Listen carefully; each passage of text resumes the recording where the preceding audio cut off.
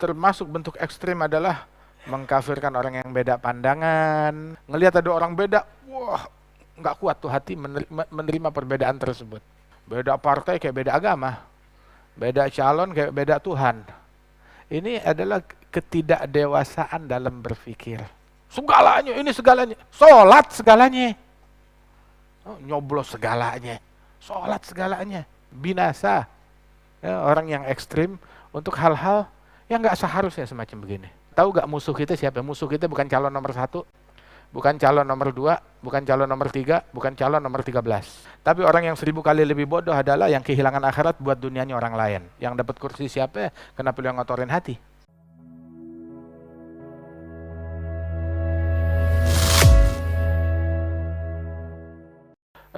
Sikap ekstremisme di dalam beragama tersebut membuat orang-orang itu menjadi mencaci atau bahkan sampai kepada mengkafirkan, menjelek-jelekkan orang yang berbeda pandangan dengan dia.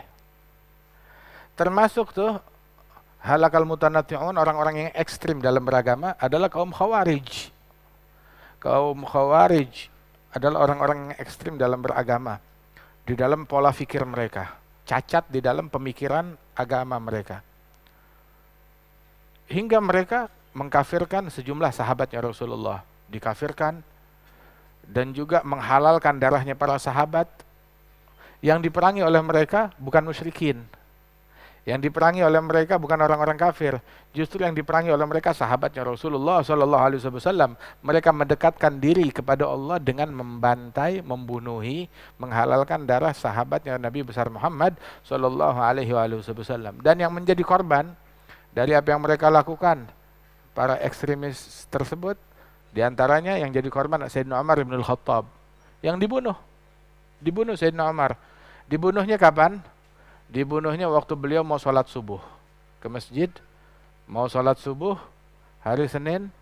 Begitu pas lagi sholat, begitu mulai takbir Allahu Akbar, dibunuh, ditikam dengan belati beracun. Kemudian dia menyabetkan belatinya secara membabi buta kepada siapapun juga, hingga banyak yang terbunuh dari sahabatnya Rasulullah Sallallahu Alaihi Wasallam di shaf awal begitu. Kemudian setelah itu, yang menjadi korban ekstremisme dalam beragama tersebut juga Sayyidina Utsman bin Affan. Utsman bin Affan didemo oleh orang-orang ekstremis. Mereka mendemo Sayyidina Utsman bin Affan hingga setelah demo tersebut melakukan embargo kepada Sayyidina Utsman. Nggak boleh ada air yang masuk, nggak boleh ada makanan yang masuk, kelaparan, kehausan. Hingga akhirnya di suatu malam ada satu orang meloncat ke dalam rumah Sayyidina Utsman dan membunuh Sayyidina Utsman bin Affan. Hingga masanya Sayyidina Ali bin Abi Thalib, kaum Khawarij, mereka itulah yang nggak puas dengan keputusan Sayyidina Ali bin Abi Thalib di dalam peristiwa perang Siffin, maka mereka menghalalkan darahnya Sayyidina Ali bin Abi Thalib. Dibunuh Sayyidina Ali bin Abi Thalib, dan saat beliau terbunuh itu juga waktu itu mau sholat subuh. Keluar dari rumahnya itu mau sholat subuh, masuk masjid, dibunuh, dibacok kepalanya beliau. Nabi bilang di dalam hadis, ashgal awalin agiru nagati saleh. Orang paling sial dari generasi awal adalah yang membunuh ontaknya Nabi Saleh. Membuat satu suku semuanya dibinasakan oleh Allah, kaum Nabi Saleh. Ashgal akhirin, orang yang paling sial dari generasi akhir, kata Nabi, alladzi darabaka fi hadza yakhdab laka hadza. Orang yang paling sial dari generasi akhir adalah yang membacok kamu di sini dan membuat janggutmu berwarna merah. Subhanallah. Betul, begitu dibacok di sini, itu dibilang itu persis terkena bagian yang ditunjuk oleh jarinya Nabi Muhammad. Enggak bergeser sesenti pun juga. Itu persis di tempat yang ditunjuk oleh Rasulullah. Sayyidina Ali udah tahu, ini udah waktunya. Hingga ketika beliau keluar, begitu keluar langsung dibacok. Dibawa ke rumahnya dalam keadaan sekarat. Sayyidina Ali bilang, pesan kepada anak-anaknya, kalau saya hidup, Kalau saya hidup, bebas. Pelakunya mau saya apain aja bebas kan? Artinya saya mau maafkan juga boleh. Kalau saya mati, maka saya pesan, pelakunya jangan dimutilasi. Hukum sesuai hukuman yang berlaku. Jangan dimutilasi. Kalau saya hidup, berarti hak saya mau memaafkan. Tapi kalau saya mati, itu udah pindah hak lagi. Itu hak untuk memaafkan adalah haknya ahli waris.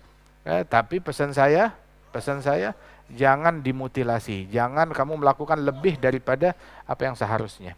Kata Sayyidina Ali bin Abi Thalib. Wahakadha.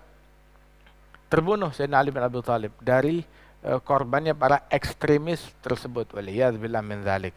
Nah, karenanya itu termasuk bentuk ekstrim adalah mengkafirkan orang yang beda pandangan, membedahkan, mensyirikkan orang-orang yang beda pandangan. Sayyidina Imam Ahmad bin Hasan al-Attas beliau bilang, man daga ilmuh daga amaluh, wa man daga amaluh daga sadruh. Orang kalau ilmunya sempit, maka otomatis amalannya sempit, terbatas. Kalau udah amalannya sempit, hatinya sempit, nggak bisa menerima perbedaan. Ngelihat ada orang beda, wah, nggak kuat tuh hati menerima perbedaan tersebut. Subhanallah. Makanya itu luasin hati, luasin ilmu, hingga bisa menerima perbedaan. Jangan dibikin beda urusan duniawi udah kayak beda urusan agama. Beda partai kayak beda agama. Beda calon kayak beda Tuhan. Ini adalah ketidakdewasaan dalam berpikir. Ini adalah pemikiran yang primitif. Hal yang semua, segalanya, ini segalanya. Sholat segalanya. Nyoblos segalanya. Sholat segalanya. Sholat itu segalanya. Puasa segalanya. Takbiratul ihram segalanya. Birrul walidain segalanya. Silaturahmi segalanya. Jaga mulut segalanya. Jaga hati segalanya. Nggak mendengki segalanya. Mati tidur malam hari dengan hati yang nggak ada benci sama orang, itu segalanya. Nyoblos segalanya. Otaknya kemana? Di sekolah diajarin begitu? Wala diajarin di sekolahan, wala diajarin dalam agama. Halakal mutanatti'un, binasa. Ya, orang yang ekstrim untuk hal-hal yang nggak seharusnya semacam begini. Dewasalah dalam berpikir, ya, luaskan hati kita, begitu bisa menerima perbedaan. Dalam urusan agama aja beda, nggak jadi masalah. Beda dalam urusan agama. Ada madhab Syafi'i, beda dengan madhab Maliki, beda dengan madhab Hanafi, beda dengan madhab Hambali. Imam Ahmad bin Hanbal muridnya Syafi'i, tapi Syafi'i nggak bilang dasar murid murtad, nggak bilang begitu. Imam Syafi'i muridnya Imam Malik. Imam Malik bilang, awas lu beda sama gua ya. Nggak bilang begitu. Imam Malik yang ngasih izin kepada Syafi'i untuk menjadi mujtahid dan berfatwa. Silakan, boleh beda. Boleh beda. Oh, kita beda urusan apa? Urusan menu. Saya makan ikan asin, dia makan ikan peda. Ini makan ikan gurame, ini makan ikan ikan tuna. Ikan? Kenapa repot? Urusan begitu, urusan menu doang.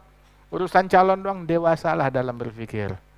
Yang anggap itu segalanya. Tahu gak musuh kita siapa? Musuh kita bukan calon nomor 1, bukan calon nomor 2, bukan calon nomor 3, bukan calon nomor 13. Musuhnya kita adalah yang menghasut kita untuk membenci saudara kita yang muslim. Itu musuhnya kita. Yang menghasut kita untuk benci kepada saudara kita yang muslim, ada musuhnya kita. Yang ngajak kita musuhan untuk membenci saudara kita yang muslim, baik itu saudara kita yang muslim pendukung ataupun nggak mendukung, atau calonnya itu sendiri. Lagian juga yang jadi calon siapa ya? Abangnya ente? Bukan.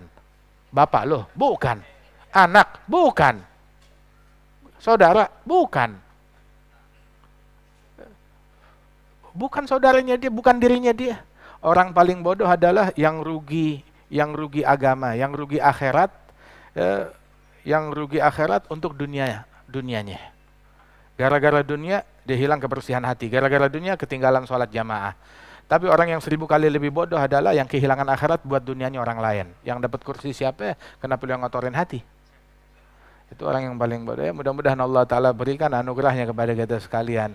Allahumma ja'al jam'ana hadza jam'an marhuma, tafarraqana min ba'di tafarruqan ma'suma, wa la taj'al fina wa la minna wa la ma'ana syaqiyan wa la mahruma. Birahmatika ya arhamar rahimin.